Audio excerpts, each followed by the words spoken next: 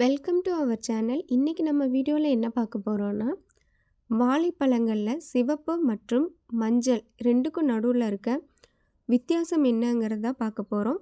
இது ரெண்டில் எது ஆரோக்கியமானதுங்கிறத பற்றி பார்க்க போகிறோம்.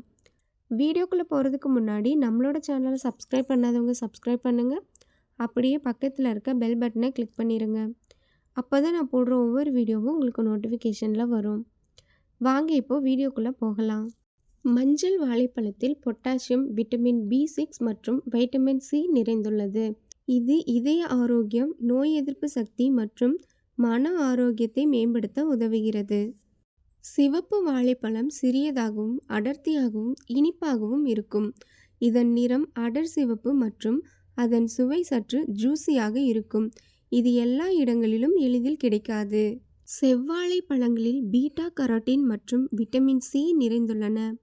இது பார்வையை மேம்படுத்தவும் நோய் எதிர்ப்பு சக்தியை வலுப்படுத்தவும் உதவுகிறது. செவ்வாழை பழங்கள் ஆன்டி ஆக்சிடென்ட்டுகளின் நல்ல மூலமாகும்.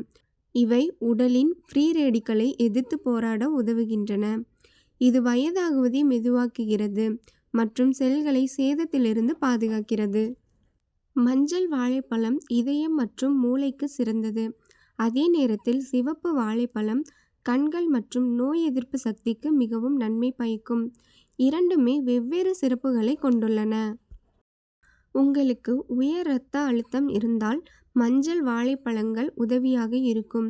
கண் ஆரோக்கியம் மற்றும் ஆன்டி ஆக்சிடென்ட்டுகள் வேண்டுமென்றால் சிவப்பு வாழைப்பழம் சிறந்தது. எனவே உங்கள் தேவைக்கேற்ப சாப்பிடுங்கள். இது மாதிரியான பயனுள்ள தகவல்களை தெரிஞ்சுக்கிறதுக்கு நம்மளோட சேனலை சப்ஸ்கிரைப் பண்ணி ஃபாலோ பண்ணுங்கள். மறுபடியும் நான் இதே மாதிரி அடுத்த வீடியோவில் உங்களை சந்திக்கிறேன். அது வரைக்கும் நன்றி, வணக்கம்.